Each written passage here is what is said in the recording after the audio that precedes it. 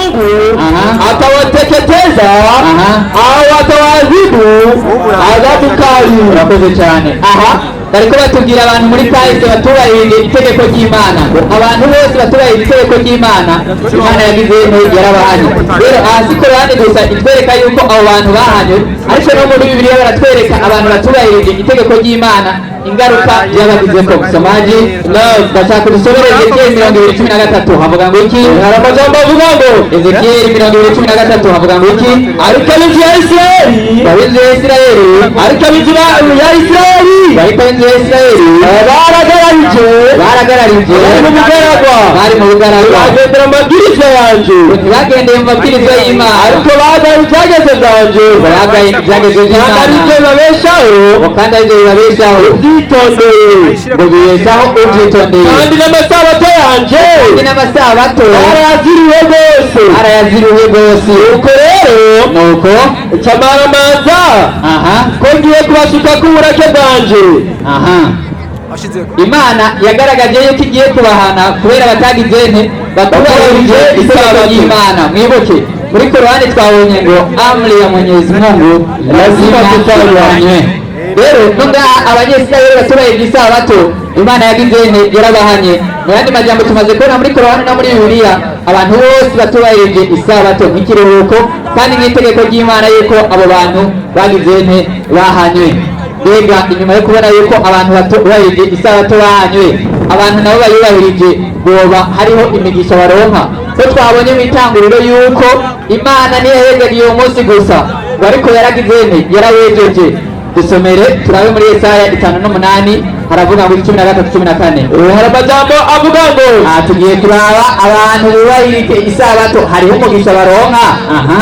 Niwakura ikirenge cyawe ngo ntukandagira isabato, nitakura ikirenge cyawe ngo ntukandagira isabato, ukareka gukora ibyo wigombeye, umunsi wanjye wera ariko ukita isabato umunsi w'umunezero, ukita isabato umunsi w'umunezero, umunsi wanjye rero ukawita uw'icyubahiro, umunsi wanjye ukawita uw'icyubahiro, ukawubaha, ntukore ibyo ugomba ubwawe, wirondereye gukora ibyawe, wiga mu bijyandijyandi by'ubusa, uzonezererwa jyewe uhoraho.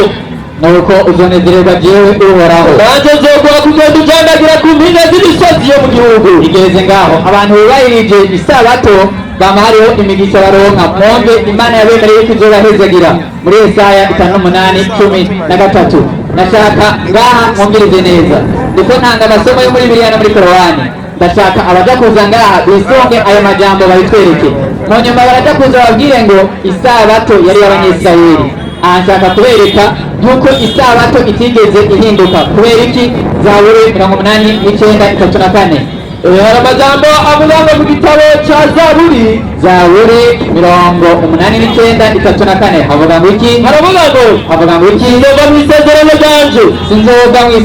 ryanje, ijambo ryavuye mu kanwa kanje, ngo ntizokwigera yivuguruza ku ijambo ryavuye mu kanwa kayo. Nimba yavuze ko isabato ari umunsi w'ikiruhuko, ntizokwigera yivuguruza, ariko isabato izokwama ari iki? Ari ikiruhuko. Matayo 5:17. Msomaji, baba 5:17 havuga ngo iki? Matayo 5:17 hari amajambo. Turiko turaba yuko Imana ku majambo yakoze itazokwigera yivuguruza. Rero yaramaze kuvuga yuko isabato ari umunsi w'ikiruhuko, ntabwo ari ijuma. Tugiye turaba ko Imana itivuguruza koko. Avuga ngo ego nimugire ngo naje gusenyura ibyagezwe, cyangwa amajambo y'abavugishwa n'Imana, naje kubisenyura, naje kubishitsa, ndababwira ukuri, ijuru n'isi bizoviraho, akanyuguti n'akamo cyane n'akazatsa, bizova ku byagezwe, gushikaho byose bizeraherezwa. Mu yandi majambo, umuntu wese avuga yuko isabato yavuyeho azoba ari umubeshi, kuko Yesu Kristo yavuze yuko umuntu azokurako na kamwe, icyo gihe hariho umuvumo ugenewe, ariko yuko atana akanyuguti kazovako ku byagezwe, kandi isabato iri mu byagezwe 10 by'Imana. Tugiye kuraba mbega Yesu Kristo umwana w'Imana igihe yaza ngaha ku isi yararohotse isabato. Luka 4:16 havuga ngo iki?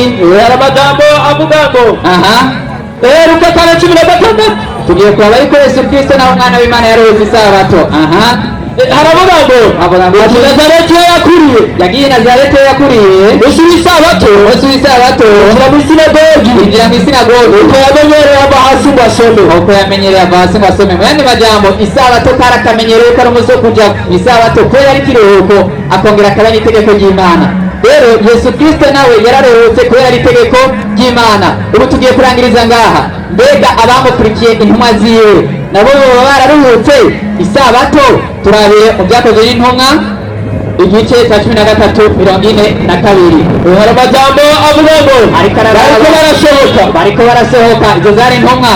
barabinginze ngo ayo majambo, barabinginze ngo ayo majambo azavugwe no ku isabato izoza, ayo majambo ngo azovugwe ni ku isabato izoza, kubera bari bazi ko ku isabato ariho bategereza guterana kubera ari itegeko ry'Imana. bazavugwe no ku isabato izoza, azovugwe no ku isabato izoza. abari mu isinagogi bamaze gusabagira, benshi mu bayuda nabo n'abatoye idini yabo, Imana bakurikira Pawulo na Barunaba, ego nabo bayaga nabo, barabahanura ngo bashishikare kuguma mu buntu bw'Imana. Urakoze cyane. Ayandi majambo, guhera mu irema kuri Adamu na Eva bubahiriza isabato, guca ku bavugishwe n'Imana kuri Yesaya na Ezekiyeli baruhuka isabato, kandi twabonye ko ari ikimenyetso ku bantu bubaha Imana. Na Yesu Kristo amaze kuza yaruhutse isabato kandi yari umwana w'Imana. Mu yandi majambo, umuntu wese yoza avuga ko isabato yahinduwe azoba ari umubeshyi, kuko azobavuguruje umwana w'Imana. Kandi bo kwitwaza ngo Yesu Kristo amaze kuduga, kumbure intumwa zarungikiwe mpemu yera yuko baba barahinduwe bakaruhuka umunsi utariho. Ariko tubona yuko n'igihe mpemu yera amaze kuruhukira intumwa, ngo babandanije baruhuka ku munsi w'isabato. Bariko barigisha ngo barabasabye muze mwongere mudusigurire ibyanditswe ku munsi w'isabato, kuko ari uwo munsi Imana yari yaragenye nk'itegeko, kandi ukongera ukaba ikiruhuko aho bategereza kwiga ibyanditswe byera. Ndashaka umuntu wese yumvirize ukuri kw'ijambo ry'Imana, hama iki jambo ry'Imana rivuga tugikurikize. Mwibuke muri Korani twabonye ngo amri ya Mwenyezi Mungu lazima kufanywa. Eka mwese ndasabiri iki amani ya Mungu azidi kuwa juu yenu. Asante sana. Assalamu alaikum warahmatullahi wabarakatuh. Wa alaikum salam warahmatullahi wabarakatuh. Assalamu alaikum warahmatullahi wabarakatuh. Wa alaikum salam warahmatullahi wabarakatuh. Abakristo, haleluya, haleluya. Kumenga mwabaye bake kubera isabato atari ya mwese, no musi mwabaye bake. Abakristo bose ni bemera isabato ikada, abandaza abakatolika bagati mbere bashashe yaratevye abadukure naje kabisa. Naziga abakristo bavuga bati baba katolika ati naza abadukure k'abagabo, rero bamwe bitwa bakizwa, siko bimeze? Yego, niko bimeze. Warimo Bwenga araryoheye cyane, aravuga ati hagati y'umunsi w'isabato n'umunsi wa ijuma n'uwo munsi w'itegeko ngo Imana yashinze gusengera ko yo gusenga, sico kibaga yeye wo kuruhukirako si no gusenga. Ariko mwarimu jewe ndagira amakenga, Imana yavuze yuko ujya mwarimu avuye aha idashobora kuyivuguruza, niwe bivuze kabisa, si wabivuze? Aca dusomera mu Itanguriro 2 uherereye 2 rimwe aravuga ati, avuga ngo iki? Ijuru n'isi binonosorwa kuremwa, ijuru n'isi binonosorwa kuremwa, we n'ibirimo byose by'isinzi, wowe n'ibirimo byose by'isinzi. Ku munsi ugira indwi Imana inonosora ibikorwa byayo yakoze. Jameni, iyo unonosoye uba wakoze wakoze. Ariko abakristo mwagwaye hehe kwiye? Imana yanonosoye. Jewe ndubatse inzu ndagenda sinzirangi ndapanze intebe, nakoze sinakoze? Wakoze. Imana irangije kurema wagombire ndikiyahejeje. Imana yaremye iraheza, hama kuri uwo munsi iragira gute? Iranonosora. Niwe wagomba ikora iki kandi yari yejeje. Imana ntabwo yigera iruha. Nindi Imana y'abakirisi iruha, buri kose iraruhuka. Je nzi ko umuntu aruhuka ari warushe. Je nazi ko Imana itagira gute? Itaruha.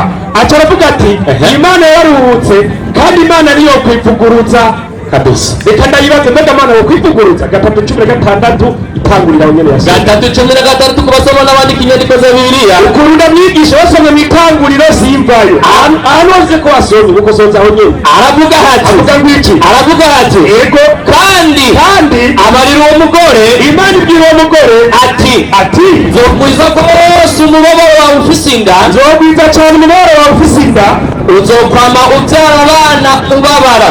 uzokwama ubyara abana ugize gute? ubabara. Iyo umugore w'abasabato ageze kubyara ku isabato ntababara, usanga twega agenda kubyagaruka ibisa birafashe niko bigenda.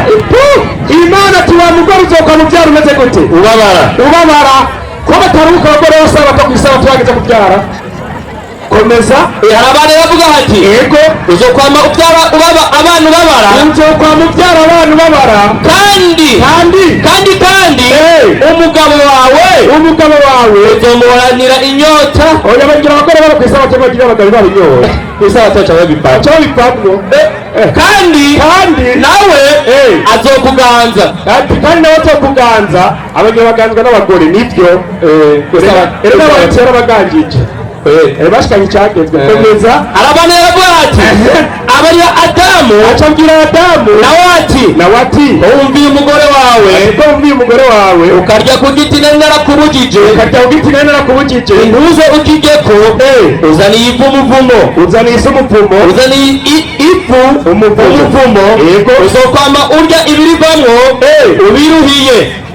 uzokwama urya ibirivamwo ubiruhiye. uno musi mwari umuntu wamukurya ku isabato muca muja kuryama kubera ko Imana bize kumuzorinda kuruha. Ku isabato mugirya mwakuye kubera ko mwari muzanye ayo majambo. Igituma nzanye ayo majambo nashatse ndabereke nubwo bavuga ngo n'abasabato, aba ntabwo ari abasabato, aba ntabwo ari abasabato, atari iteka bitwe gusa. Uti kubera iki? Kuva 16:9 kuva 16:9 aravuga hati avuga gwiki ku basoma n'abandika inyandiko za bibiliya. aravuga hati naba jewe uhoraho ko nabaye isabato nicyo cyatumye mba ibyo kurya by'iminsi ingahe? 2. banza urindire nimba atari iteka mitwe mwebwe uno munsi indya z'iminsi 2 Imana yabahaye zivuye mu ijuru n'izihe kugira ngo muzirize isabato? kuko Imana ivuze ko yatanze isabato itangana n'indya z'iminsi gahe? 2. mwe mwabitoreye bivuye mu ijuru. ari mufungura ibyarimwe. aba n'abateka mitwe mwari mukweka abateka mitwe. aba n'abateka mitwe isabato yarabananiye, imaze kubananira ndakwaga niyo byagenze n'iherezo ryanyu gusoma bandanye. arabananye bavuga hati iki ibyo burya by'iminsi 2 yego kuwa gatandatu umuntu wese naguma ahari. ninde wabwiye mubwo muhira aje gukora iki? nimba muri abasabato itegeko ry'isabato nimubwe muhira ko mwambaye amakoti meza mukagorora. ninde wabwiye mubwo muhira muze hano aje gukora iki ngaha? hano mwaje gukora iki? arabananye bavuga hati komeza. ntihagire umuntu ayegayega ku munsi ugira indwi. iyi sabato igeze no muri wese ntiwambara n'ikabutura wambaye ukaguma yuko urujya rukuriye nimba rukuriye nta n'ukwiyagaza. mwe mwaje gukora iki hano? kirazira no kuyegayega ku isabato. nicyo bituma nakubwiye sabato. komeza. 30 aravuga hati yego nuko ku w'indwi abantu bararuhuka. ni inyabwiye muje gusenga no kuririmba ku isabato no kuruhuka. Imana ivuga ngo abantu bagira gute? bararuhuka. mwe mwaje gukora iki hano? ni inyabwiye mutore mikoro imba muri abasabato bukuri ariko yo mwarimu aba ntabwo ari abasabato bukuri. aba ntabwo ari abasabato bukuri kuko mu bahawe isabato aba ntibari mu mbega mana. isabato wayihaye bande? 3:16 kuvayo nyarutsa. 3:14 mwarimo 16 haravuga hati ku basoma n'abandika inyandiko za bibiliya 13 nahageze. yego nuko abanyisirayeli baze baziririze isabato. jamene abanyisirayeli muri abisirayeli muribo abisirayeli muduze intoki kirizi intoki abanyene abisirayeli mbega mana wowe tubwiye ko bameze gute? Yosuwa 2:12 aravuga ati komeza none muri abisirayeli komezayo. 2:12 aravuga hati avuga gwiki?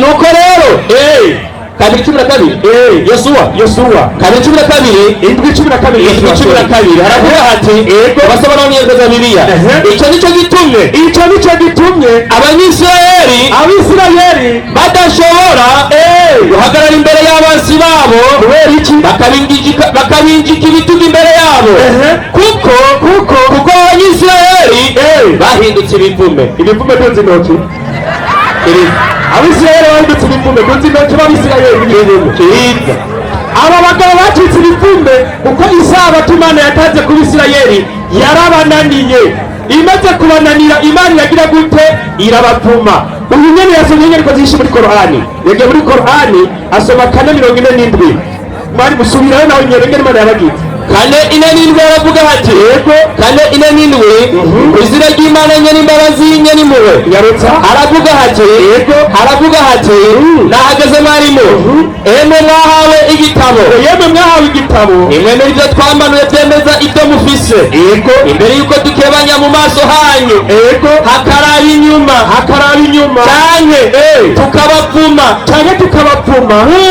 nkuko twapfumye abantu bahemutse b'isabato mwababonye ab'Imana yapfumye kubera abantu bahemutse ku isabato baza hano kizira n'ubu buvumo w'Imana uri kuri mumba muhira mujyame acara ko gutego ry'Imana ngo nibakarije mu ngiro itego ry'Imana ryo kubavuma nyene riraja mu ngiro ni ngombwa ariko aratwenga kigera muri Korani mwari indwi 163 nyaruza ryo musore ufuti yashize indwi hamana bigisha by'isabato indwi 163 aravuga hati avuga ngo iki izina ry'Imana nyene imbabazi nyene muwe nahageze marimo nubabaze kuvyerekeye igisagara cyari ku nkengero y'ikiyaga ati nubabaze kuvyerekeye igisagara cyari ku nkengero y'ikiyaga aho abantu bacu bonona isabato umunsi w'isabato amafi yaza ari menshi naho ku munsi batagize isabato ntaboneke ku munsi ngo batagize isabato amasamaki ntiyaboneka muko munsi bagize isabato amasamaki baca bari menshi iki kiba kigaragaza ko Imana rugira byose kuko yari yamaze kubona ubutyaga mu mitima yabo baca bagana impande y'ikiyaga bakimba ikinogo kugira ngo isamaki zose kurwayo bazitore bukeye n'aba niko bameze abapasitori bagana ku rusengero akambara ikoti neza bagana guca amafaranga muganga cyabwira abakirisitu batora umuryango si uko mumeze komeza harabana hati uko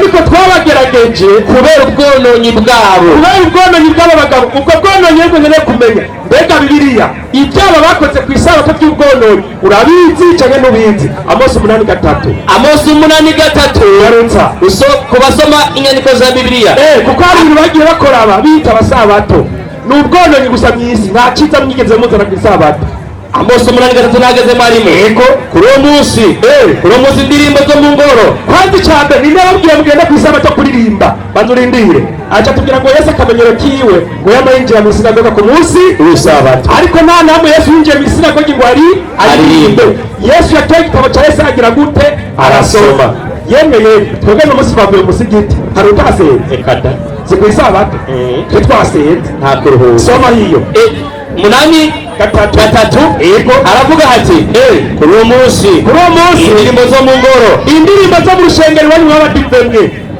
zizohinduka umuborogo unzaho niko muraborogo ndabwiye muririmbe ku isabato nikumwamuhoraho agize imitimba izoba myinshi ahantu hose imitimba barindi izoba myinshi bazoyishirura hanze mu gacerere kandi nimwumve ibi yemwe abagomba gusiribanga abakene ebe ku isabato mugiye gusiribanga abakene si gusenga no kumara imahazwa zo mu gihugu mukavuga muti imboneko z'uko zizoshika ryari ngo tubone kwishorera amahonda canke isabato tubone gutundurura ingano we kw'isabato mugiye kuba amafaranga mu bakirisi bamuvugisha ukuri gutundurura mwe mugiye gusenga musenga iki ngo tugure ngo dutunze ingero yitwa efa tuguze shekeri duhendanishe iminzane y'ibinyoma mwe mugiye gukoresha iminzane y'ibinyoma ku isabato nabwo mugiye gusenga kubera iki mwarimu abanyene bavuze ngo Yesu yinjira hehe yinjira mu isinagoga ku isabato Yesu acababwira ngo iki Yohana 5 17. Yohana 5:17 haravuga hati Yarutsa. kubasoma n'abandika inyandiko za Bibiliya. Ehe. Nuko rero murakeba umuntu ku isabato. Yohana 5:17 7:15 Yohana yarutsa 7:15 haravuga hati Ego. nahageze Ego. abayuda batangara Ego. ati mbega uyu muntu yakuye ubwenge atigishijwe. Ego. maze Yesu arabishura ati hera 15 mwarimu 15 ehe Yohana 15 yarutsa 15 abayuda baratangara ati mbega Ego. uyu yakuye ubwenge Ego. atigishijwe. Ego. harabananye hati soma 2 mwarimu Mose yabaye gukebwa ati Mose yabaye gusiramurwa mugabo ikwavuye kuri Mose ati iryo tegeko ryo gusiramurwa niryavuye kwa Mose kuri basokuruza banyu kandi murakeba umuntu ku isabato. Yesu yabwiye yaje kwigisha gusiramura abantu ku isabato nta gusenga gusa bakatagura kazi genda mutara abasore bari badasiramuye ku isabato mugende mwasiramuye bangahe uno munsi niba muri abanyakuru bose mwasiramuye bangahe bano yewe umunsi Imana atoye kuruhuka nta kuruhuka kandi mwasiramure turazi benshi n'abasiramuye mu rushengero tubasiramure nicyo tegeko Yesu yagize gute yaraje kubigisha isabato niko bimeze ariko kubera badakunda yuko Yesu avuga ukuri umuco bamukoranye Yohana 5:15 yarutsa 5:15 Yohana haravuga hati uno muntu aragenda gatatu mwarimu Yohana uno muntu aragenda abwira abayuda ko ari Yesu yamukijije.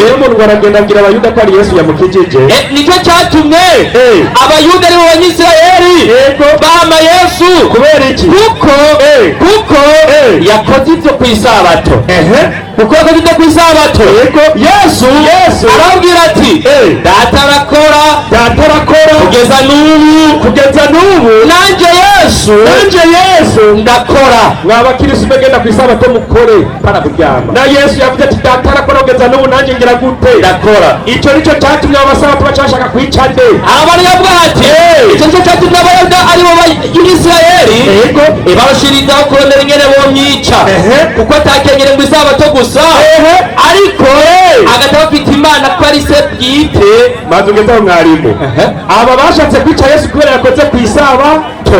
umva bakunda abasilamu bakora ku isabato reka Yesu yarishe reka mwarimu niko iterambere tubiva ku isabato niko iterambere ku isabato ko data Yesu avuga ati data arakora kugeza n'ubu nanjye ngira gute ndakora. nicyo bituma twebwe abayisilamu Imana yaciye idutoraniriza undi munsi natwe tubandanya dukora ibikorwa kuko na Yesu yagize gute yabyigishije. twagiye mu baheburayo mwarimu 7 haravuga hati haravuga hati kanindwi yongera Imana yongera gutoranya uwundi munsi.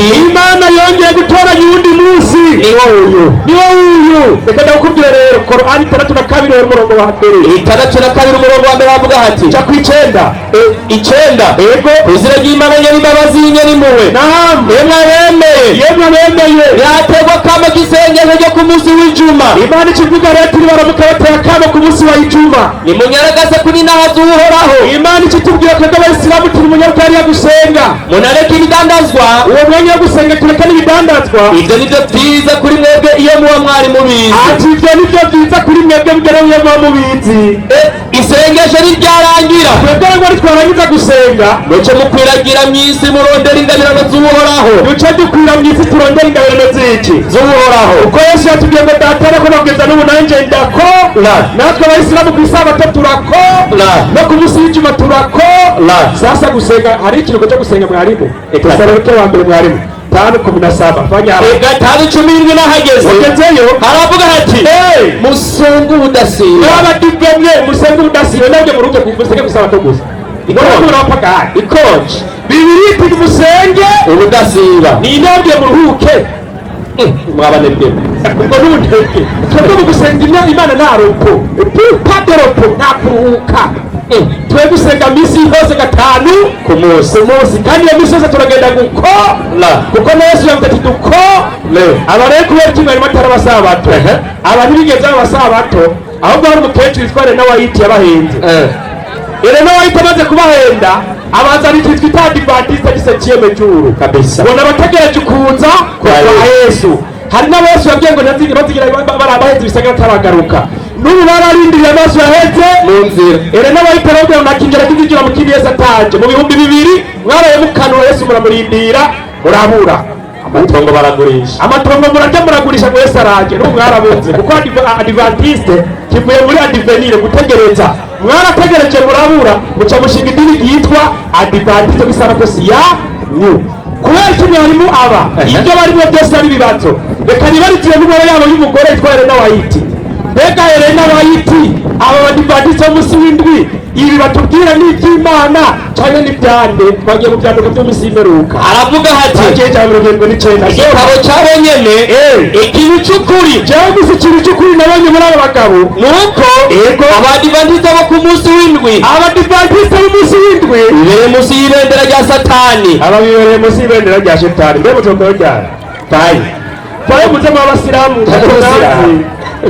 aho muriko mugokera ubusa iyo diriyo Elena White yarabwiye ko abadivantiste b'umunsi w'indwi mwibereye munsi y'ibendera rya Satani nico gituma mwebwe ibyitwa cyari mubona n'ibikuru ni ibyitwa cyo by'isabato gusa mwarimu acaraza bavuga ngo Imana ngo yatanze isabato kandi Imana ngo ashobora kwivuguruza siko yavuze Yesu yavuze ati sinaje gusangira ibyagezo cyangwa amajambo abwishwa n'Imana aje kuyashitsa ariko ugiye muri Mateyo 12 Yesu byabigenje ati aravuga hati acava bara Yesu bazirwa isabato tubeshera Yesu twabwa turatwenga muri icyo gihe Yesu aca mu mirima y'ingano ku isabato Yesu yiciye mu mirima y'ingano ku isabato abigishwa biwe bashonje abigishwa biwe bakwiswe n'inzara batangura kumyeza ingano baraziheke baca batangura gusoroma ku isabato tugende mu kubita Yesu rero ubwiriza abagenzi bakuru baca bavuga abafarisayo babibonye barabwira bati mbega abigishwa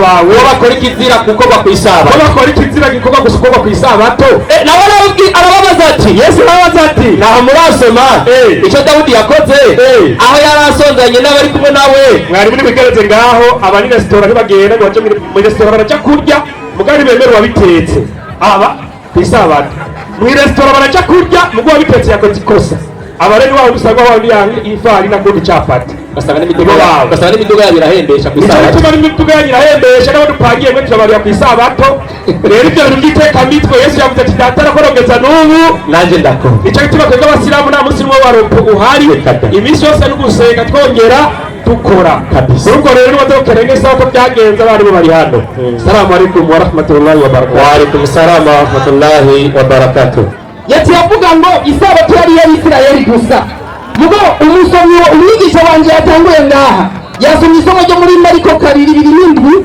nzakurigaruka ko nje kurindi soma rijya somo turaba ku isabato yari y'Isirayeli gusa soma amajambo avuga ngo Mariko 2:17 hari amajambo 2:7 aravuga ngo cyabaye kubw'umuntu kandi arababwira isabato yabayeho kubw'umuntu ahagarare umurongo tubariye ngo isabato yabayeho kubw'umuntu uzi ko umuntu wese akirize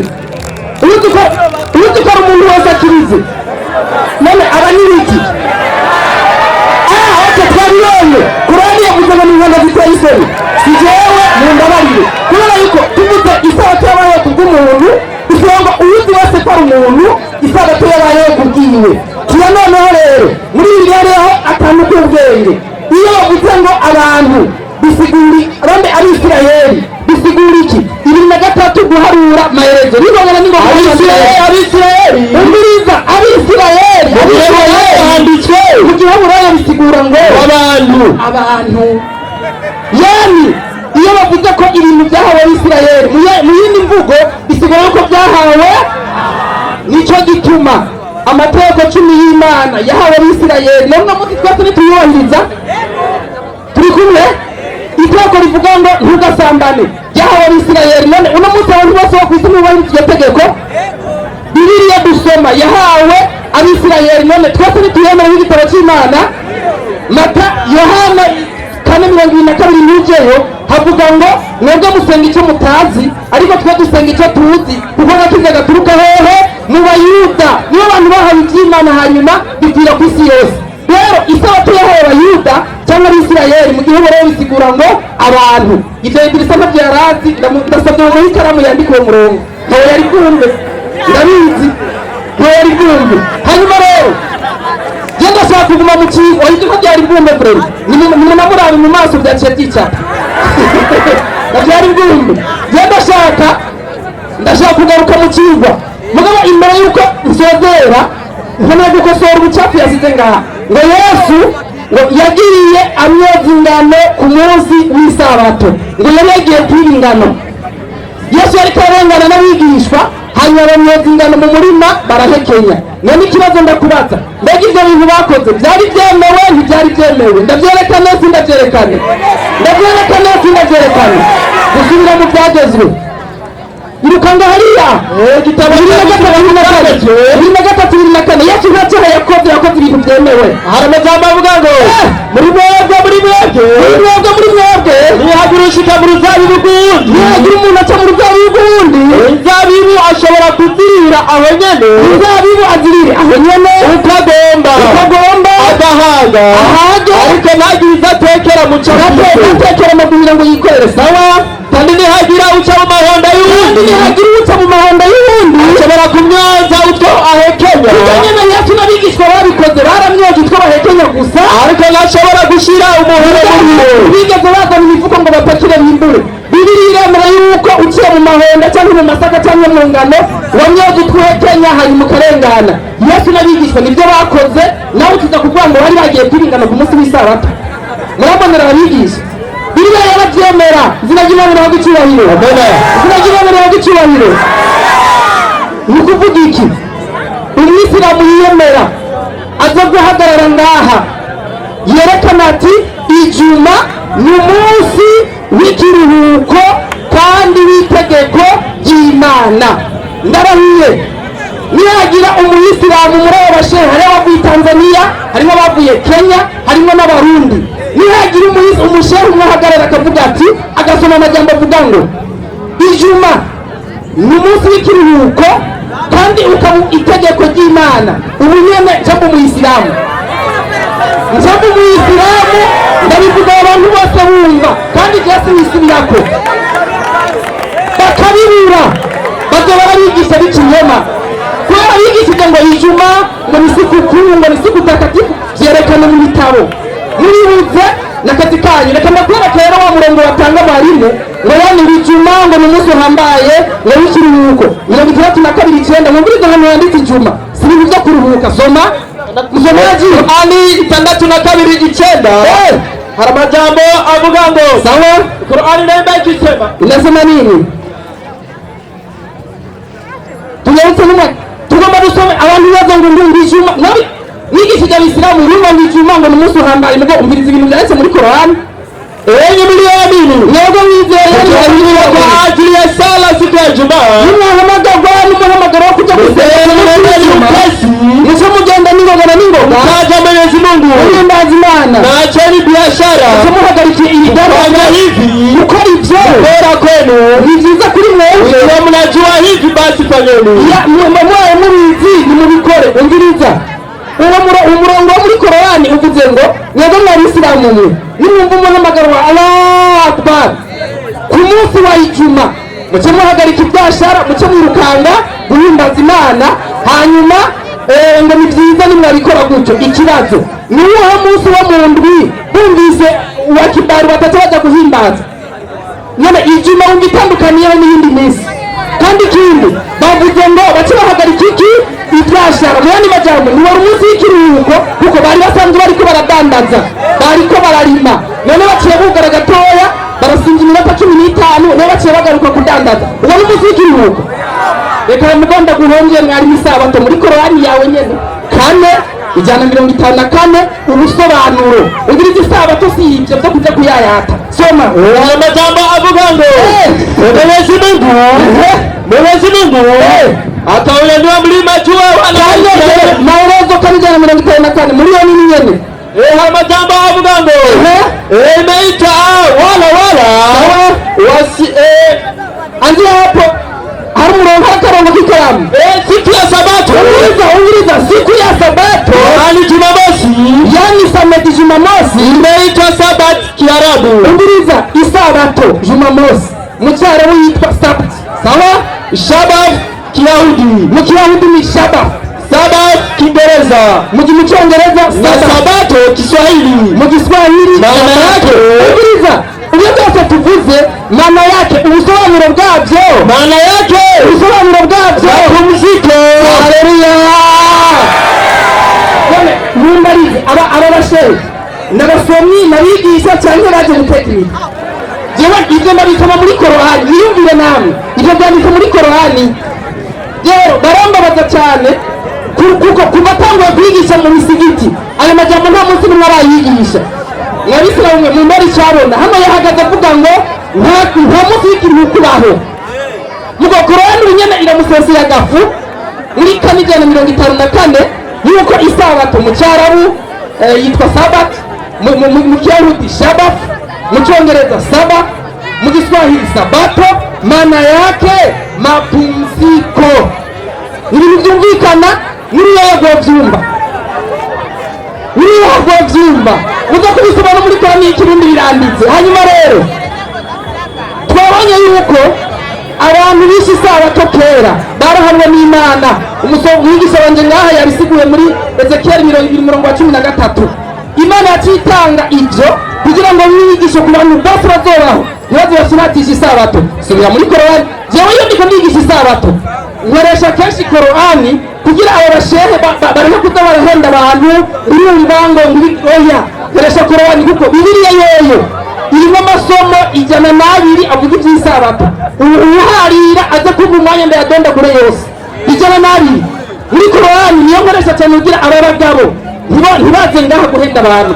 Soma hajya nyine 65 kabiri 66 amajambo avuga ngo kwa hivyo. Hanyuma rero haruguru havuga ngo abahanwe abarenze isabato baciye bagira inkende ziteye isoni 66 rero ngo kwa hivyo kubw'ibyo ukafanya haya kuwa onyo. Ibyo bintu twaciye tubigira icyitegererezo cyangwa inyigisho kwa wale waliokuwa katika zama zao, kuri abo bantu bariho muri icyo gihe na waliokuja baada yao, n'abantu bazoza muri kazoza na mawaidha.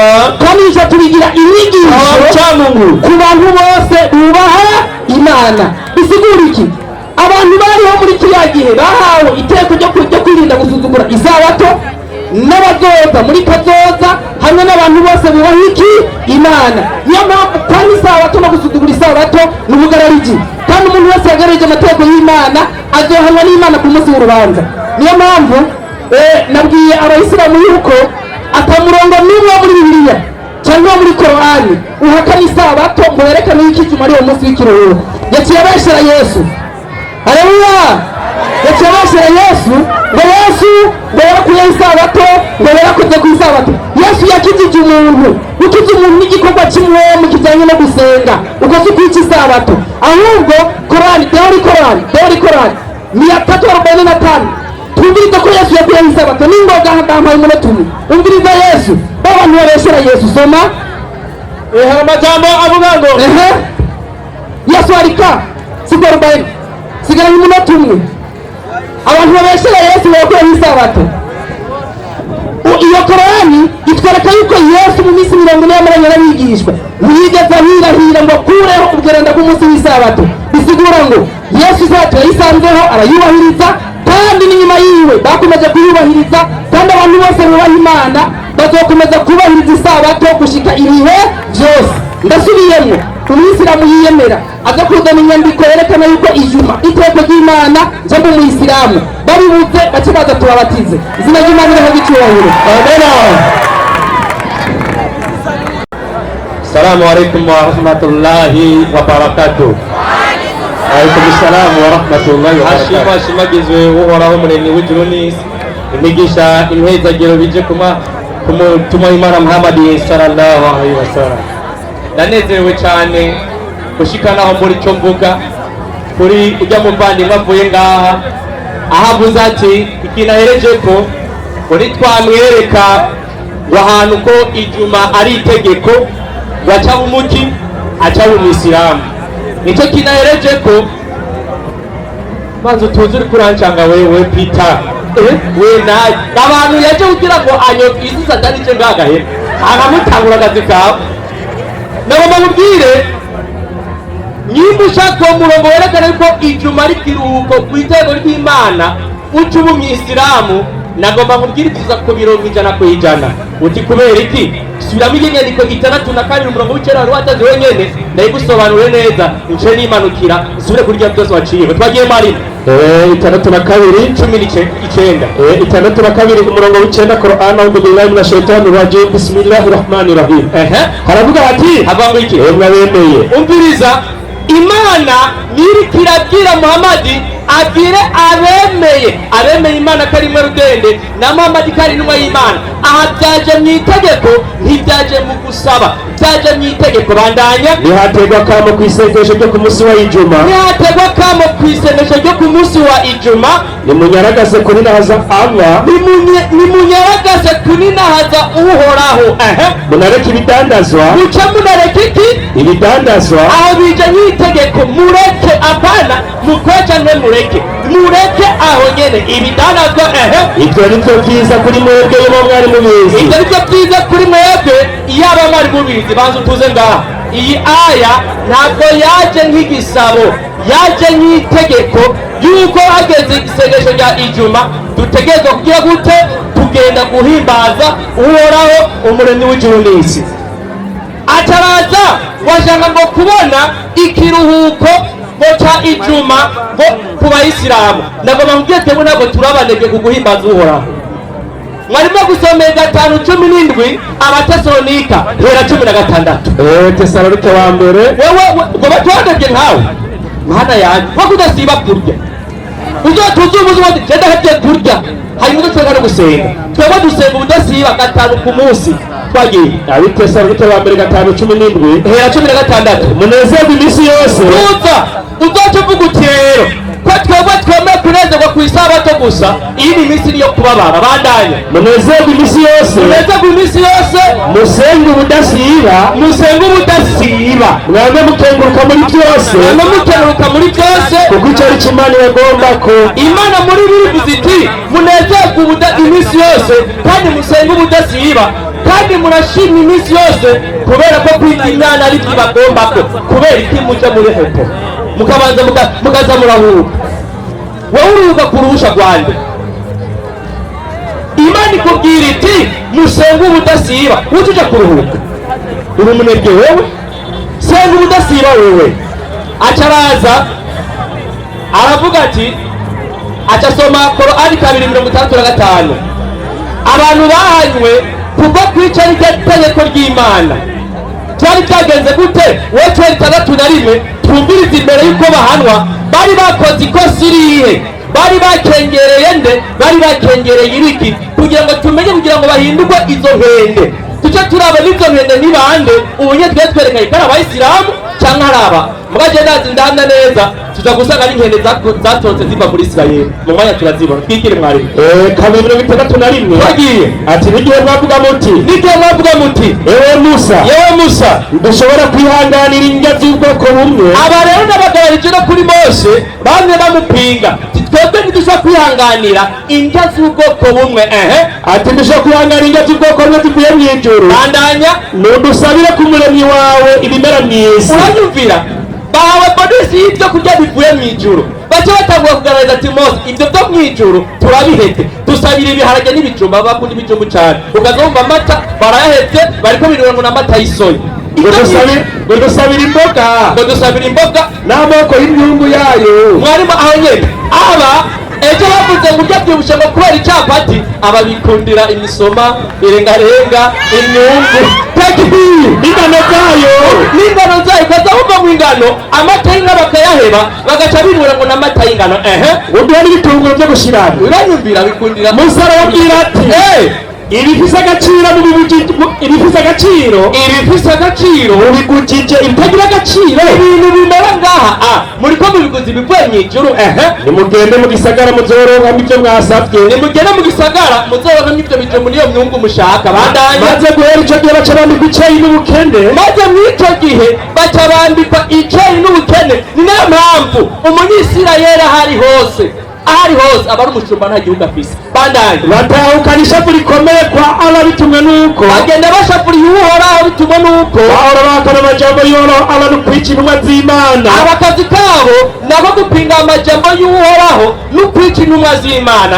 ibyo byose ni kubera ko bagararije ni cya cyandiko mwarimu yacanza nk'agasoma muri Yosuwa 7:12 bakanimonogoza. aba baragarije baca barimonogoza, Imana ikibahindura mu iki, ikibahindura inkende. Reka ndaza gufasha n'akandi kantu Imana yabahinduye 5:60 Korani. 5:60 Korani. Si inkende gusa, si inkende gusa, ubwiriza ikindi 5:60 Korani mu gitabo kitagira amakenga muri cyo aho nyene indongozi kubemeramana kabisa haravuga hati avuga mwarimu vuguti vuguti Muhammadi. mbega nababwire uwusumvya abandi guhomba nabi usumvya abandi guhomba ni imbere ya Allah, imbere y'uhoraho ni bamwe bapfumye n'uhoraho Allah, bya bipfume by'abanyisirayeli byavumwa n'uhoraho akanabashapurira agaca n'abashapurira na ba bandi b'isabato bahinduye ibikende, abandi b'isabato bahindurwa ibikende n'iki, n'abatakambira ibigirwamana, abandi basenga ubutatu, abandi bahindura ibigurube, agaca bahindura ibigurube. abo ne bazoba mu bibanza bibi gusumba kuko bazimiye cyane inzira y'ukuri. Imana ikivuga iti inyuma kubahindura ibikende abandi ndabahindura ibiki, ibigurube. Mbega Yesu we abo bantu wari ubazi 7:6 Matayo ati ndabazi kabisa, ibyo bibwana n'ibiki byose biragendera 7:6 Matayo 7:6 Matayo 7:6 Matayo.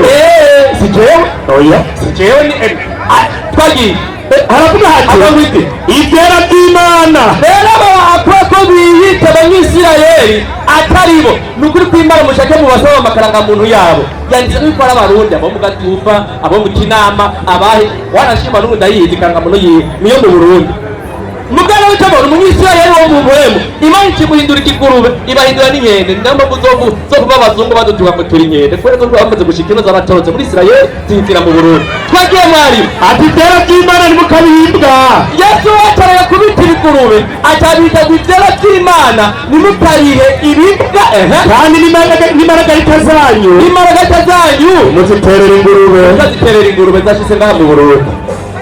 Acaraza asoma guharura 23 umurongo wa mbere atubwiye ko turi inkende, Imana duhinduye inkende ngo kubera ngo abanyisirayeli ngo bobo ngo bisobanurwa abantu. Wewe ubu Isirayeli bifite isobanuro zitandukanye. Nimba wasobanuye kuba abantu ugaca wishora muri icyo kibanza abasigaye kari ibikoko, mwegurazi impamvu 3:3 itanguriro maherezo. Wumvirize nawe icyo uri ku banyisirayeli. 3:3 itanguriro maherezo. 3:3 itanguriro maherezo. aravuga mwarimu ati isobanuro Isirayeli gira kabiri. Isirayeli ngo risobanurwa ngo kunigana n'Imana. aba bantu banigana n'Imana, iby'Imana ivuze bagacaza banigana nayo bayipinga. Ikintu cya mbere bayipinze ko ni ikihe? Gucura inimba 2:6 ku isaha. gucura inimba 2:6. Umviriza Imana ivuga ikintu mwebwe muca mugiye gute muca mugipinga, kumbe mwebwe munigana n'Imana. Mwavuze muri abanyisirayeli iyi Bibiri tubwiye ko Isirayeli bisobanura kunigana n'Imana. Ugiye gusoma inyandiko ivuga yuko banayiteye kandi wenda kuyiniga gushika naho Imana ngo ibasabire imigisha. Bayinize iyo Mana yabo abanyisirayeli mwebwe muri kigeragezo. Twagiye mwari gucura inimba 2:6 mbiri ibyo baniganye nayo gucura inimba 2:6. aravuga ati yasanganguye ahantu hiwe, umviriza Imana yasanganguye ahantu hayo yashikuye ihema ryiwe nk'ahari umutara mu murima, yasanganguye ahantu hiwe y'ikoraniro, uhoraho muremyi w'ijuru n'isi, yatumye iki iminsi mikuru imwe za Noweli za Bonane yatumye iminsi mikuru n'amasabato byibagirana. Allahu Akbar. Imana yiragiza amasabato ababanza kutuzurira karoti, abo bazura karoti muri bantu bazura karoti. Imana itwibagiza rege muce mubizura. Imana yitwibagije kubera iki? Hosea 2 mwarimu 10. Hosea 2:10. Imana yatwibagije amasabato nuko yabashiriyeho n'ikigeragezo, itanga amategeko runaka abanyisirayeli arabananira. Amaze kubananira ikibahindura uwundi munsi ari wo wuyu mwarimu yabisomye 4 Abayiburayi. Uwo munsi n'ubu turawukeneye. Uwo munsi muze muwutubwire. noneho ngira ngaragariza ibiteye isoni byiwe imbere y'ubuzure bwiwe. Tuza nanjye ngomba ngaragariza ibiteye isoni imbere y'ubuzure bwiwe, ngomba kandi nta n'umwe azomurokora bamungure mu kuboko, nzomuca kuri twengo n'iminsi mikuru yaziririza, ahantu hose azoca bazogenda baramutwenga na ya minsi mikuru yiwe yaziririza. imboneko z'amezi n'ayo masabato ateye isoni ibyo bintu bizira, hamwe n'iyo minsi mikuru yose yashinzwe, ibyo byose Imana izongera ko agatwenga kandi kimarira zoririka imizabibu yiwe n'imisukomi yiwe, bya birimo bamugenda mugatoramo kamwe kamwe, Imana izobiririka. ati izi ni impera zanjye nahawe n'abuzure banje, ati nuko ibyo byose ngana bihindura ishambanyo byonwe, byose bizokunwa n'ibikoko byo mu ishyamba. igereze ngaho mwari. Imana irakubwiye impamvu munigana yuko mugomba muzura kaboze.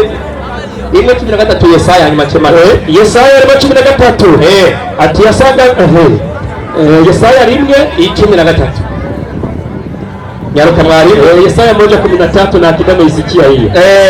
Yesaya 1:13 inasema hivi, nimukongere kushikanira amashikanwa atagira ikimazi. Imana yavuze nimukongere gushikanira amashikanwa atagira ikimazi. Imiravu igisesema kuri jewe. Imana igomba itange ibintu bisesema kuri yo, hanyuma abantu bacu bazana bya bintu bisesema bayigarukana imbere y'Imana n'abantu bubaha Imana. Imboneko z'amezi igisesema kuri jewe, nyine birasesema Imana. amasabato mwishimira igisesema kuri jewe, nabyo nyine n'ibisesema bisesema Imana. mukuba mubizana gute? muzana ibintu bisesema Imana mukabizana imbere y'abantu kweri? ahubwo uranarinda kabisa, barubaho. Impamvu rero Imana yabigize ibisesema nuko byari byabananiye. Impamvu byari byabananiye mwarimu, Lewi 2:3-2 Abalewi 2:3-2 tugomba tugere ku kigwa nyezina kabisa. ndavuga ko bucapu bwo yari yasize ngaha nje ku kigwa nyezina. Abalewi 3:2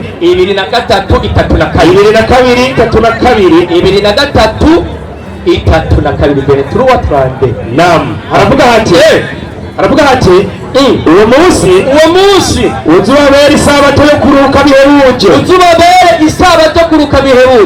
muze muwibabazeko. Iryo ni iteka ryijyanye n'isabato. muze mwitondere iyo sabato yanyu, kandi muze muyitondere iyo sabato yanyu muhereye ku mugoroba w'umunsi ugira icenda uko kwezi. igeretse ngaho ucuzanga utubwiye iyo sabato ku munsi ugira icenda muzotangura kugira kwibabariza ko iyo sabato muyitangura ryari nayo muyitangura ryari 2:5 Abalewi bazi y'umunsi w'indwi ni nyinshi mbese amasabato 2:5 mwari. urabarira Mose ku musozi Sinayi ati amubwira ngo iki? barira Abisirayeli bwira Abisirayeli yuko nibashika mu gihugu nzobaha, icyo gihugu kize kigira ikiruhuko nk'isabato, bazogira ikiruhuko nk'isabato cyo kunyubaha Jehoraho. muze murime mu ndimiro zanyu imyaka 6. tubwire abasabato bo ngaha mu Burundi ni hehe murima mu ndimiro imyaka 6, kandi muri iyo myaka 6 abariyo muzotutura n'imizabibu yanyu, mwambura imizabibu yanyu, ariko umwaka ugira indwi uzubera igihugu nk'isabato yo kuruhuka bihebuje, nk'isabato yo kunyubaha Jehoraho. bakristo muri ngaha muvugisha ukuri, murabana n'abasabato ni ryari? murabona umusabato yari n'imyaka 6 ku mwaka ugira indwi bagaca bareka kurima bakaja kurya ibyo bari mu myaka 6 bakamara umwaka wose baryamye. hariho murabona ngaha mu Burundi aba n'abafete abasaba originale. Imana ikibigira ibisesema acaraza aguma tubwira iby'isabato. impamvu isabato muyikura 16 byakozwe n'intumwa, 16 hari impamvu muyikunda byakozwe 16 byakozwe n'intumwa. aba barakunda isabato hari impamvu muyikunda 16 kubera ko Pawulo ajaza akayibandanya yigirira ibyiwe nabo mwotereka tugere tumwigane Pawulo ku iyo sabato. usanga bikera umuyubu ati ku munsi w'isabato impamvu bayikunda ngo turenge irembo ry'igisagara. turabona barenze irembo ry'igisagara mu gisabato originale batava aho bari nawe uri muri toilette wagumayo. baja ku ruzi tukeka ko ahabaye hahora hasengerwa, turicara tuyaga n'abagore umviriza ibyo bigiye ku isabato bayaga n'abagore tuyagira n'abagore bakoraniye batangwa kwirehereza ku isabato nabirabe cyane umugore umwe yitwa Rudiya umudandaza w'impunzi bose babitaga ibiri abaturage bari cyane imana yagumaze kugira ibisese mo bigiye kwirehereza gusa nabi baba bagiye kuresha birekitse senga ubudasibe ku isabato nawe wicaranye n'imbebe ariko atari itatu rimwe 14 Dubai ariko atari induru ngo getanga yicaranye n'imbebe kuko ari ku isabato 3 rimwe 14 Dubai kuvayo torora kuvayo 11 hagira hati agomwike uti nuko muze muziririza isabato imana irindi itega kibahereza ati muze muziririza isabato kuko ari yera kuri mwebwe umuntu wese azoyizirura cyangwa se agakora ku isabato ntazabure kwicwa buryo gute kwicwa umunsi ku isabato kandi twakoze ibikorwa rusange yego ntitwabikoze tubwire nibaza ngaha namwe mwitegure kutwica nk'uko imana ibitanga muri bibiliya twakoze ku isabato twebwe ibikorwa rusange twabikoze turakora ibindi mirimo yacu none ko bibiri bizati umuntu azokora ku isabato yice gata umutwe natwe muratwica bakandi 289 guharura bagiye bari ku isabato muze mutanga abana b'intama babiri b'amasuguru batarengeje umwaka batagira agasembwa we n'ibigira 12 by'ifu tugeze ngaho mutubwire izo ndagazi z'imbere cyangwa z'intama mwazitangiye wozikura muzizane ndazirye ko nanjye muzizane mwenyine nyuma mwazitanze muzizane ngaho tuzirire ngaha niryo n'itegeko ry'isabato acaraza ngaha kw'imana muri yatanze itegeko kw'isabato ngo kandi kw'imana ngo nishobora guhindura ngo itegeko ryayo yahaye Mose irahindura wewe kane 14 Hoseya iryo yahinduye n'ibiri kuri Hoseya kane 14 mu mategeko 10 y'Imana Imana iravuga iti ntugasambane kane 14 Hoseya kane 14 Hoseya ariko n'Imana muri Bibiliya gusa iyo muri Bibiliya yahindura twagiye yarahinduye urumuri zajeruve na mugenzi wawe hajya twagiye ati sinzohana abakobwa banyu nibigira abamaraya nazobona abakobwa bagize bamara mu Imana izobayindura ngo nizobahana kandi n'abakazana banyu nibasambana sinzobahana ibyirizwa byo arahiye subiramwo Imana yo muri Bibiliya yavugiye subiramwo ati sinzohana abakobwa banyu nibigira abamaraya bashaka bagenewe bamapepa Imana nizobahana kandi sinzohana abakobwa banyu nibasambana gusambana ngo ndabikuye ngenda mukubitana uko nyene Bibiliya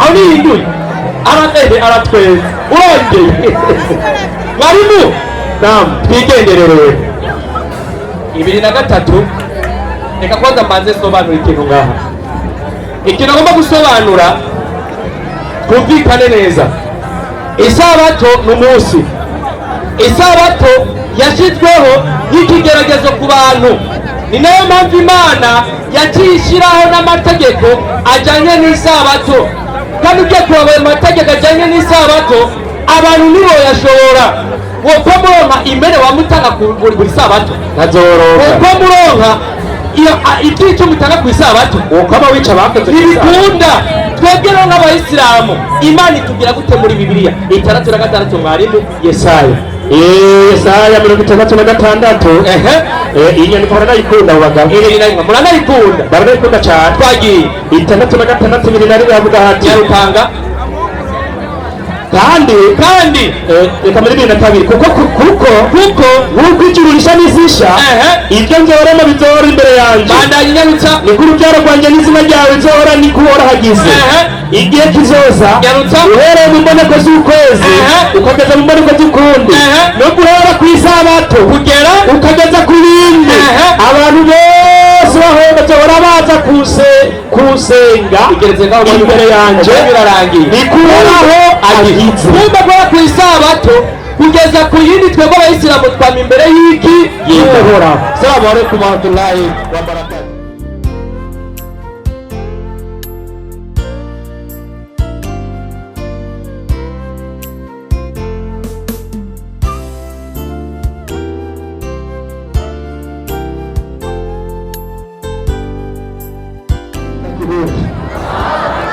Takbir. Assalamu alaikum warahmatullahi wabarakatuh. Wa alaikum salam wa rahmatullahi wa barakatuh. Mada yetu kama sikosei itaniweka wazi kwa sababu yamepita mambo mengi. Ni kwamba kati ya Ijumaa na Jumamosi ipi siku ya mapumziko? Kupumzika nini sasa?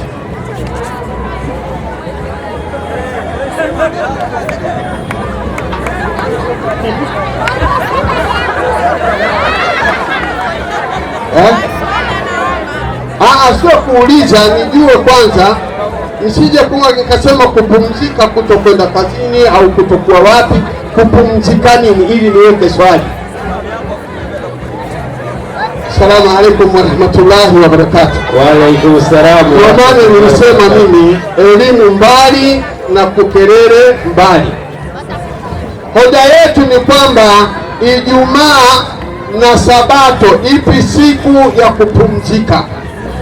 Kwa sababu neno Sabato sio kupumzika, wala Ijumaa sio kupumzika. Umenielewa? Sijui, ni vitu viwili tofauti. Lakini hoja iliyopo hapa ni kwamba, je, siku ya Sabato na siku ya Ijumaa ipi Mungu anaikubali katika ibada? Lakini katika hilo mimi niseme hivi, nasema wazi kabisa kabla sijaweka swali langu. Sabato Mungu aliileta na akawapa Mayahudi, wakawa wanaitumikisha, mwisho wakaikataa. Mungu akageuza kuwa manyani na nguruwe, maana yake walipata laana kwa Mwenyezi Mungu Subhanahu wa Ta'ala. Sasa nikimwona mtu anajiita mimi ni Msabato, mimi najua ndio wale waliogeuzwa nyani na nguruwe, lakini huyu kakoswa. Hoja ya kwanza hilo. Hoja ya pili ni kwamba Qur'ani inasema hawa walilaaniwa, na Biblia nayo inasema Mungu aliwapa Sabato wakaikataa, Mungu akaifuta ile Sabato. Baada ya kuifuta, manake kukawa tena hakuna Sabato, Mungu akaleta siku ingine. Ibrania 4:4. Nisomee hapo haraka niweke swali mezani. 4 Ibrania. Sheikh fanya shapo na yua hiyo Idrisa. Nani nasoma Idrisa? Alhamdulillah. Wallahi leo raha. Fanya haraka, bado dakika moja sio. Ibrania 4:4. Inasema hivi. Inasemaje? Kwa maana ndio ameinena siku ya saba mahali fulani hivi, ndio Mungu alistarehe siku ya saba, akaziacha kazi zake zote. Safi. Hapa napo hawataingia rahani mwangu. Ndio basi kwa kuwa neno hili limebaki kwamba wako watu watakaoingia humo, ndio na wale waliohubiriwa habari ile zamani, ndio walikosa kuingia kwa sababu ya kuasi kwao. Sawa. Aweka tena siku fulani akisema katika Daudi, baada ya muda mwingi namna hii, leo kama alivyonenwa tangu zamani. Inatosha. Kwa hiyo Mungu anasema alinena siku ya saba sehemu fulani na akaweka masharti yake, kisha wakaasi wale watu. Mungu amebadilisha, ameitaja tena siku saba, siku ya saba mahala fulani. Mje mtuambie hiyo siku aliyobadilisha Mungu akaiweka tena siku ingine ni siku gani? Alafu jambo la pili ni hivi, tumeambiwa hapa kuna wasomi, neno Saturday haiji Sabato wala Friday haiji Ijumaa. Sasa naomba mje mniambie neno Friday kwa Kiingereza kuna maneno mawili, kuna neno fry alafu kuna neno day. What the meaning fry? What the meaning day? Siku ya Friday manake ni siku ya kukaanga. Neno kwa Kiingereza Friday ni siku ya kukaanga. Watu wanaacha kwenda makazini, wamepumzika, wanatengenezewa chapati laini. Na neno Saturday ambalo limetajwa hapa ni neno ambalo halitafsiri Sabato. Saturday kuna maneno mawili, manake kuna siku alafu kuna sheitani. Manake ile sheitani ni ile walioikataa wale wa Sabato. Mungu akawapiga laana. Haikuwa sabato tena, bali ni Saturday, siku ya Sheitani. Mungu alipobadilisha kuweka siku ingine katika Waebrania, mtutajie nyinyi bila kisokolo kwinyo ni siku gani? Icyubahiro. Amen. Ubajije ni international preacher. International preacher ni wabajije. Aza mu bintu byo gusigura Icyongereza, ngo Friday, ngo Saturday, mu bantu bazi Icyongereza bari mu Burundi. Mu gihe bosigura Icyongereza cya Friday, Saturday bigasigurwa nk'uko wowe wabisiguye.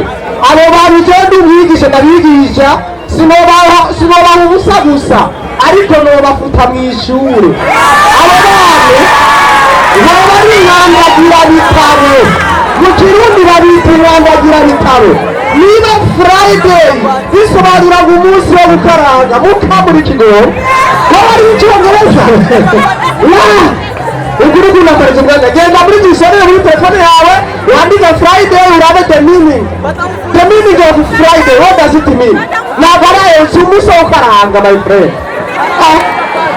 Abantu nk'aba jewe sinzi ngo ni international rero, ibyo nicyo twagereza mutwara mu mahanga. Niba nshaka kuza gusigura mu Cyongereza, si byo turiho birasanzwe, kuko ntawe wo kwishimira ururimi. Ibyo Imana irabiduha bigahera turabyiga, ibyo uwo kwirata ibyo ari ubusa gusa, ariko nitwirate Kristo Imana yahabwa icyubahiro.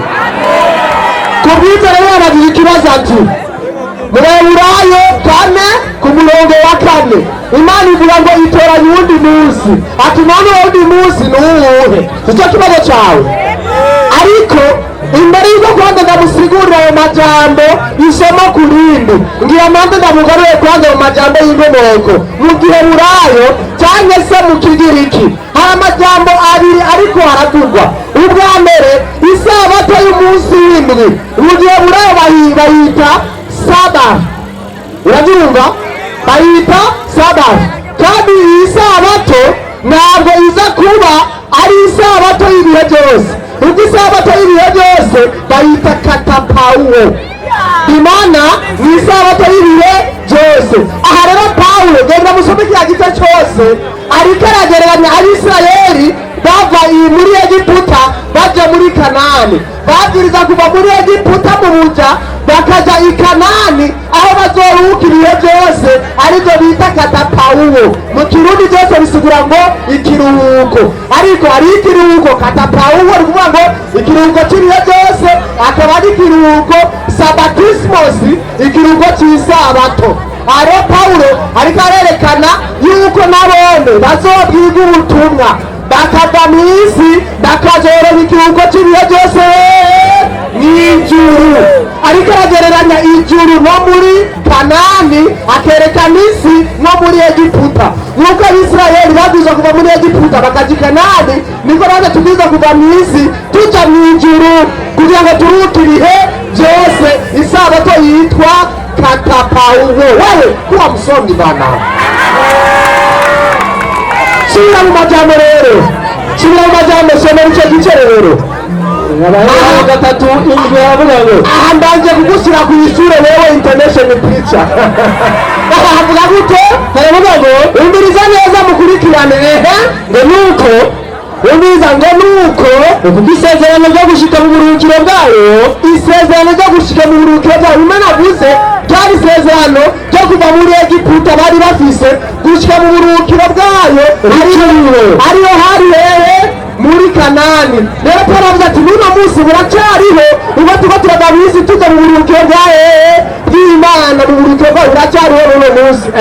Twiyubare, umbiza ngo twiyubare rero ntihagire uwo muri mwebwe, kugira ngo rero ntihagire umuntu n'umwe muri twebwe ko akererewe. Umbiza ngo ntihagire umuntu n'umwe muri twebwe yibaza ko yakerewe, kuko natwe twabwiye ubutumwa bwiza nkabo. Pawulo ati na twebwe ntitwakerewe, twarabwiye ubutumwa bwiza nk'uko nabo babwiye ubutumwa bwiza. Ariko ijambo baba bumvise bagiriye ikimazi, bobo ntibigeze baryakira, bitabanza no kwizera mu mitima, kuko batigeze bizera mu mitima yabo. Mu mitima yabo bagenda bizera gushika muri ubwo buruhukiro. Ubwiriza ngo ubwo buruhukiro rero bushikwamwo n'abizera. Kuko yavuze iti imbere gatoya none abizera bazoja mu buruhukiro bwa hehe? Si mw'ijuru. Abizera nibaja mu ijuru. Pawulo aravuga ati rero ubwo buruhukiro buzojamwo abizeye.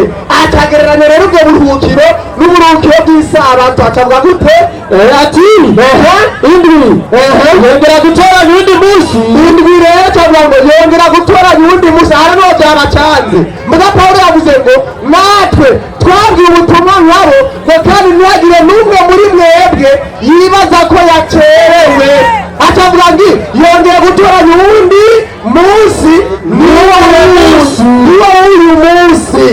Pawulo rero uwo munsi ariko arababwira ko ubutumwa, uwo munsi ariko aravugana nabo arababwira ati uyu munsi niwo uyu munsi Imana itoranye, kandi kugira ngo muri mwebwe ntihagire n'umwe agira ko yibaza ko yagize gute, ko yacerewe. Akavuga ngo uyu munsi niyumva ijwi ry'Imana ntukomanda ziki uwo mutima ngo none uwo wundi munsi n'uwuhe. Pawulo arababwira ati ni uyu munsi rero turiko turavuganirako. None mwumva ati Imana itoranya uwundi munsi niwo uyu munsi. Ariko arababwira ati uyu munsi watoranyije n'Imana kugira ngo muri mwebwe ntihagire n'umwe yibaza ko yacerewe, kandi uwumva ijambo ry'Imana agire gute, yakomeza umutima. Bandanya uyu munsi aho mwumva ijwi ryayo. Pawulo ati uyu munsi niwumva ijwi ry'Imana mukomanaza imitima yanyu, mukomanaza imitima yanyu. Kumbi rero n'uno munsi watowe kugira ngo niwumva ijwi ry'Imana n'uno munsi nukomanaza umutima. Aresi ijuma uwera Imana iravuga ati niwumva ijwi ry'Imana umunsi wose wumviye ko ijwi ry'Imana nuracererwa, ahubwo nukomanaza umutima. Nicyo Pawulo agomba kuvuga. Ntabwo ari ijuma ngaha, wapi ijuma na sehemu hapa.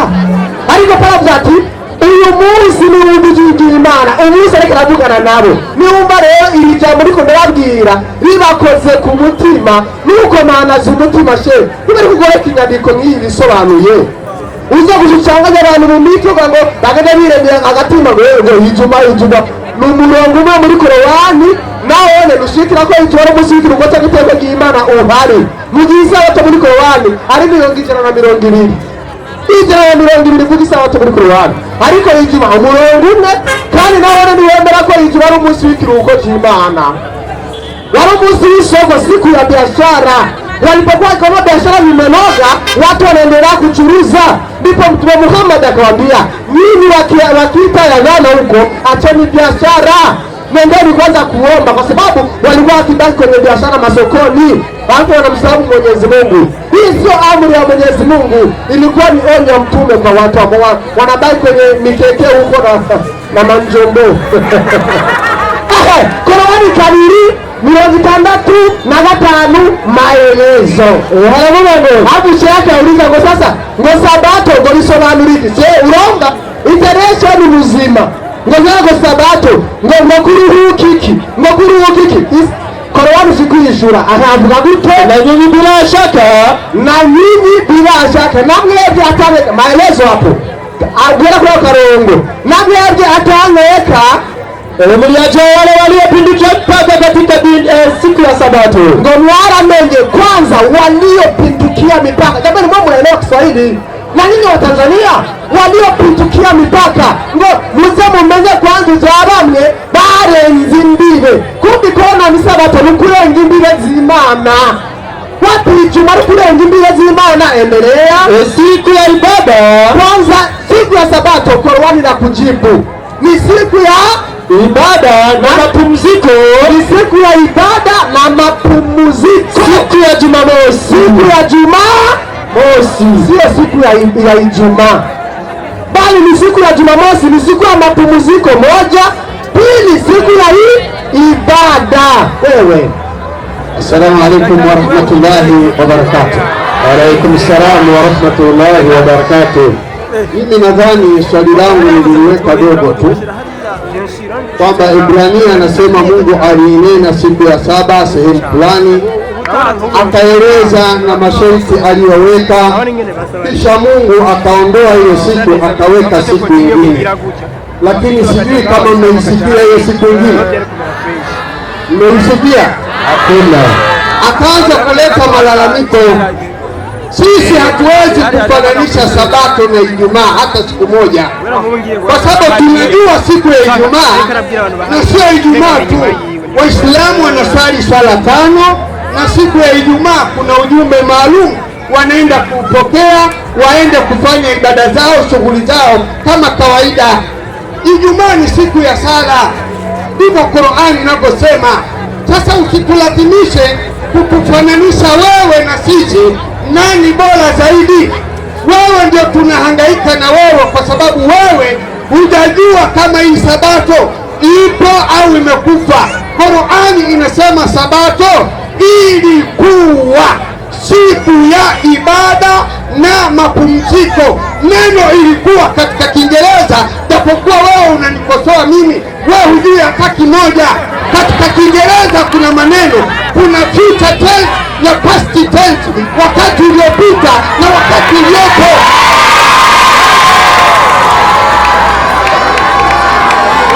Kwa hiyo Mungu anavyosema ndani ya Qur'ani kwamba sabato ilikuwa ni wakati uliopita, sasa hivi hakuna tena.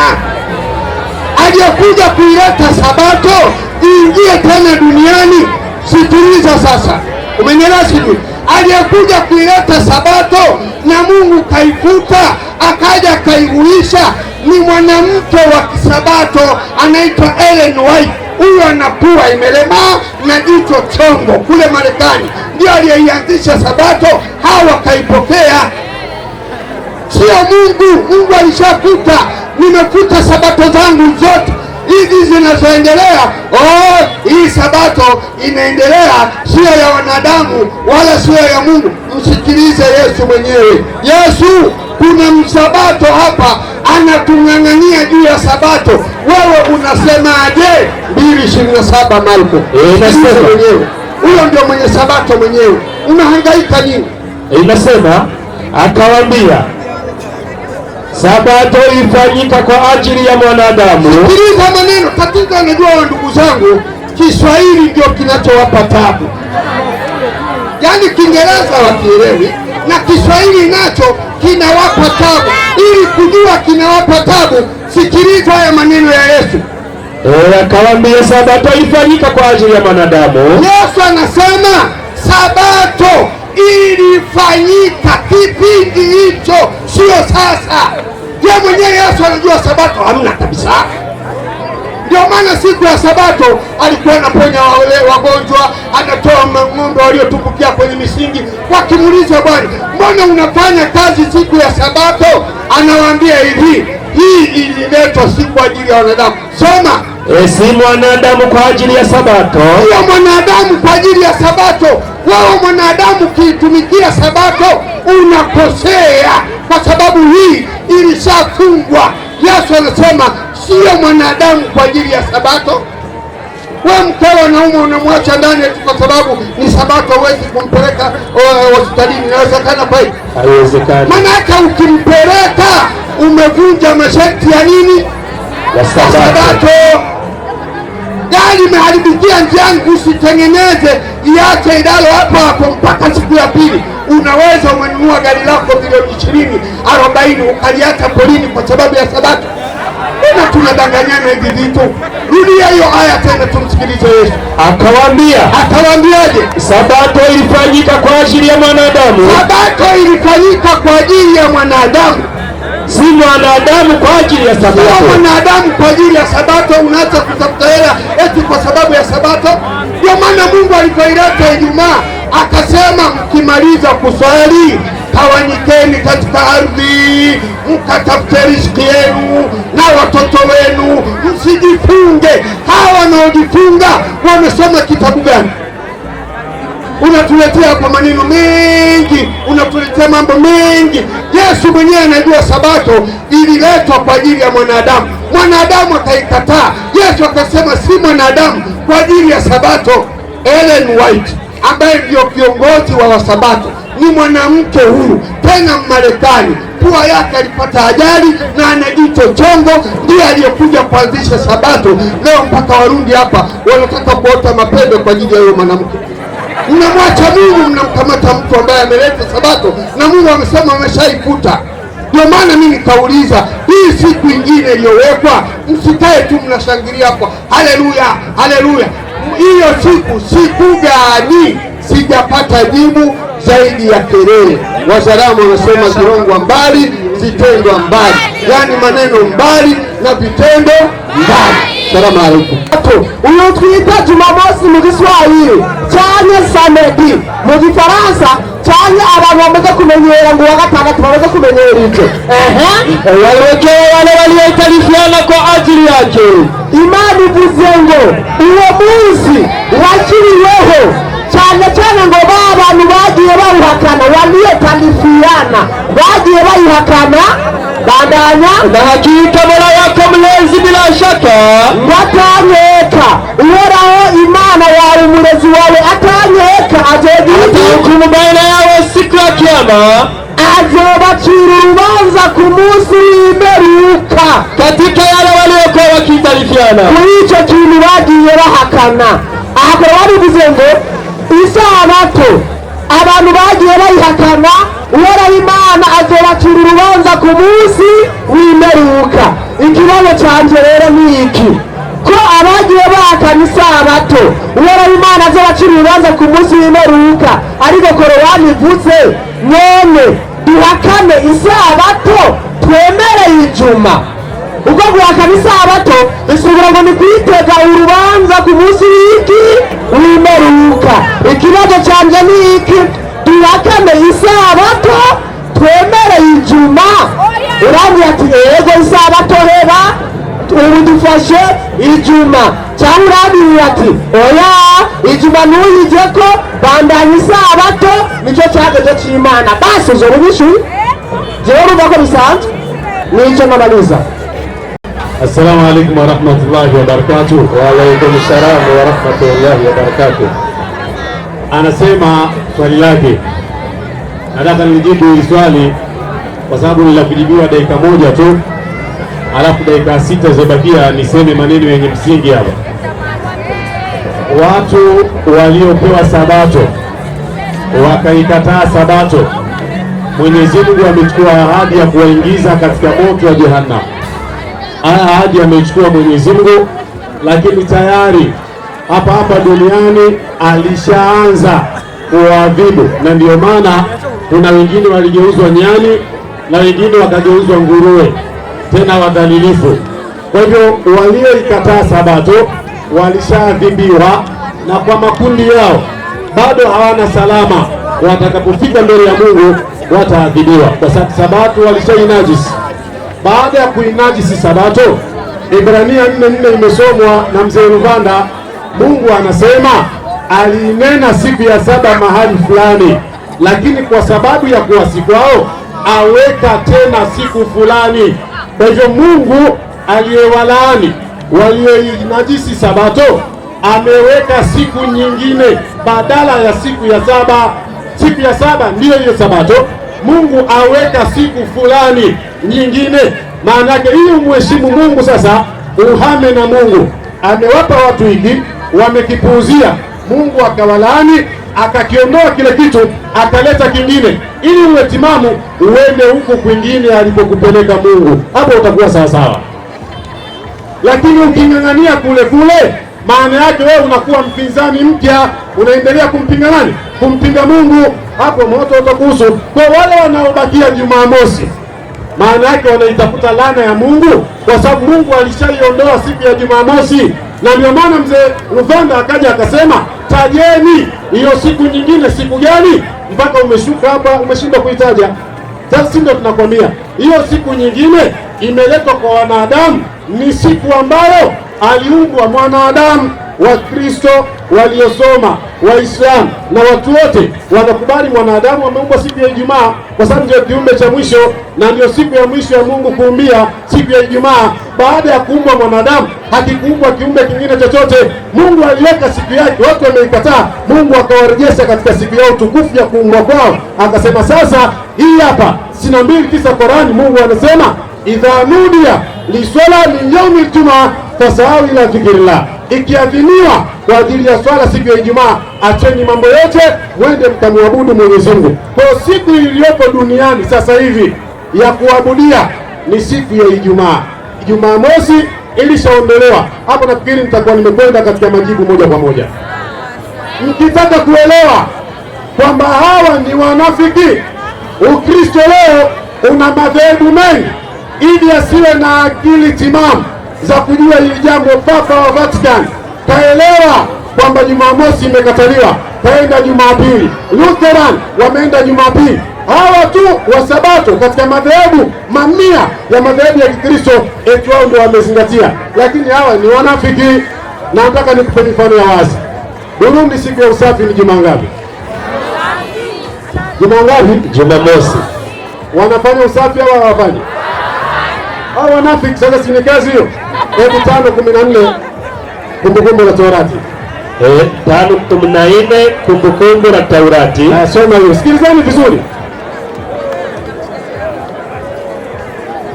5:14 inasema. Inasemaje? Inasema hivi. 14. Ndio. Lakini ndio siku ya saba. Lakini siku ya saba ilipokuja amri, siku ya saba ni sabato ya Bwana. Ni sabato ya Bwana Mungu wako. Mungu wako. Siku hiyo usifanye kazi yoyote. Usifanye kazi yoyote. Simama kidogo. Usiondoe macho yako hapo. Kama kweli hao wangekuwa wanashika sabato, wanatakiwa siku ya Jumamosi. Leo ni juma ngapi? Jumamosi. Nauliza, leo ni juma ngapi? Jumamosi. Hawatakii kufanya kazi yoyote. Mbona wapo hapa wanahubiri saa hizi? Hao wanafiki hawa. Ni wanafiki kabisa. Wakiwa hapa, mnapokuja hapa kuhubiri, hii ni kazi. Siku ya Jumamosi manabii walizuiwa mpaka kuponya vilema, walizuiwa. Sasa nyinyi mnakuja hapa mnafanya kazi, alafu mnasema kwamba imekuwa vipi? Huo ni unafiki. Hakuna anayeshika sabato ya Jumamosi kwa sababu ilisiondolewa. Endelea. Wala mwanao wala binti yako, wala mwanao wala binti yako, wala mtumwa wala mjakazi, wala mgeni aliye ndani ya mlango wako. Wala mgeni inatosha. Maana yake kwa wana wa Israeli ilikuwa ikifika siku ya Jumamosi hawaruhusiwi hata kupika nyumbani, hapawashi moto. Hawa Jumamosi hawapiki katika majumba yao. Ni wanafiki waongo. Kwa hivyo tuambiane ukweli kwamba sabato ya Jumamosi ilishaondoka, imekuja siku ya Ijumaa, ndio siku ya watu wa kuabudia. Alafu vile vile mimi nawashangaa, mimi mnasema sabato. Jumamosi katika sabato mnaingia kanisani, wakati huo mnamfuata Yesu. Sasa Yesu ambaye ndio kiigizo chenu, hiyo sabato aliyokuwa akisali Yesu, kwani aliwahi kuingia kanisani kwenda kusali sabato? 4:16 Luka. 4:16 Luka inasema. Naam. Akaenda Nazareti. Yesu akaenda Nazareti, hapo alipolelewa. Akaingia na siku ya sabato sinagogi. Bisoma vizuri. Akaingia katika sinagogi. Kama ilivyokuwa desturi yake. Biblia inasema Yesu akaenda Nazareti, hapo alipolelewa, na siku ya sabato akaingia katika sinagogi. Sinagogi maana yake nini? Sinagogi msikiti. Sinagogi maana yake ni msikiti wa Wayahudi. Unaona bana?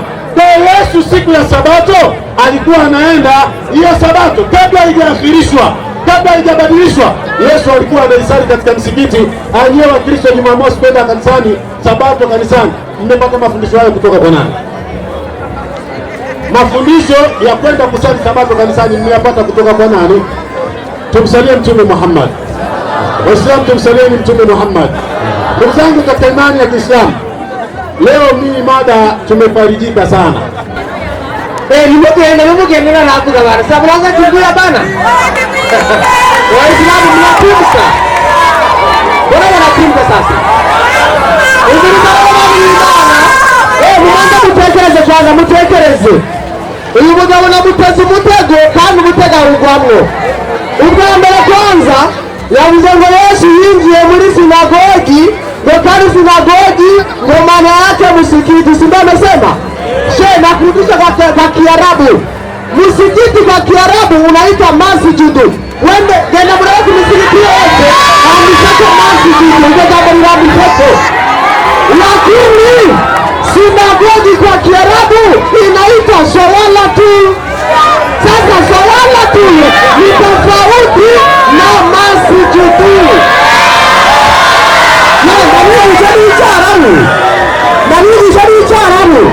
Isangani mazikibazo rero ngo mbega ikibazo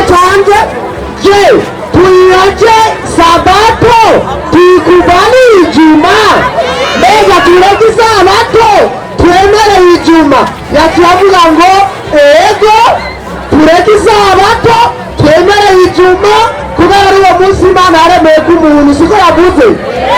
Reka rero Korowani kuvuguruze, Korowani kivuga tuvuze wapi na karimi.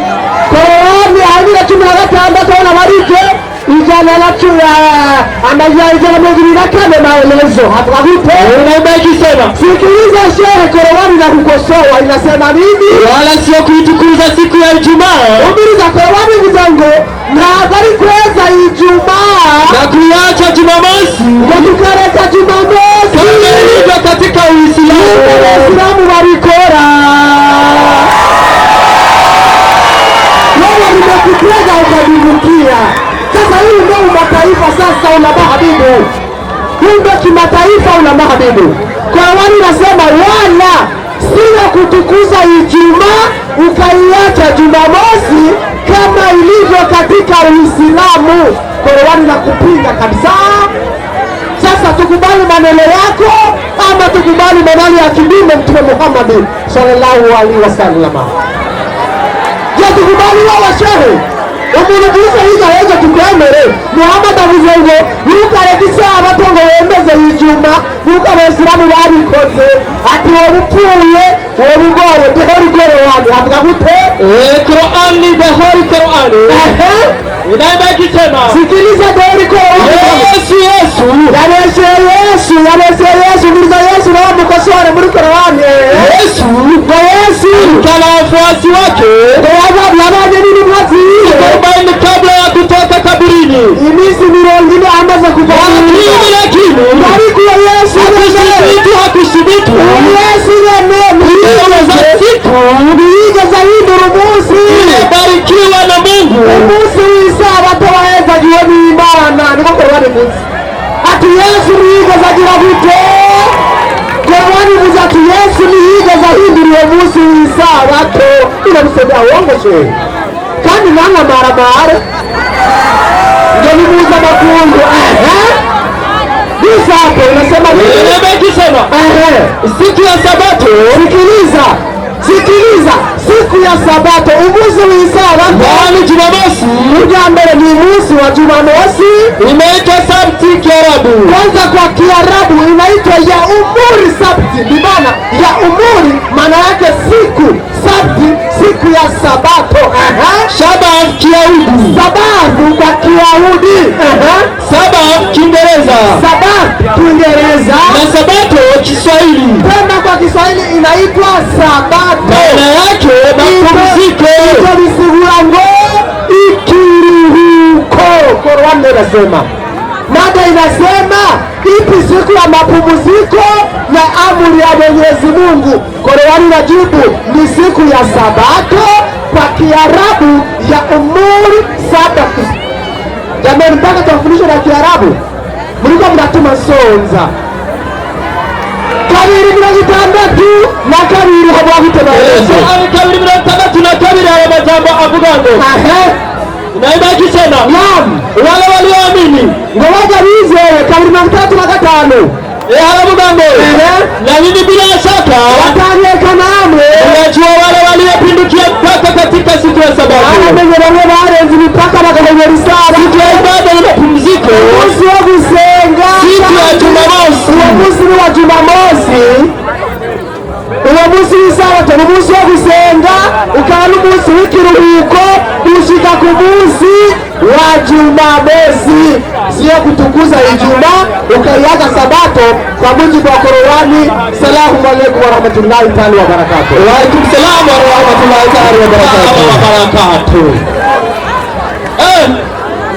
Huyu anaitwa ni mwalimu Hulama Habibu Gervas. Ulikuwa bado hiyo jina huyajua? Kaijue sasa hivi. Mada sasa kuisha. Mimi nilikuwa namuuliza namwambia shehe, wewe wamekutega kamtego abafundi ndio bavuga ngo bamutego dakende. Na bamutego dakende akakwamwo. Korani vuga wala sio kuitukuza Ijumaa na kuiacha Jumamosi kama ilivyo ndani katika ya Waislamu. Igikorane yacu no munsi tugiye kuba barangize nibaza twarangize neza tumemaliza salama.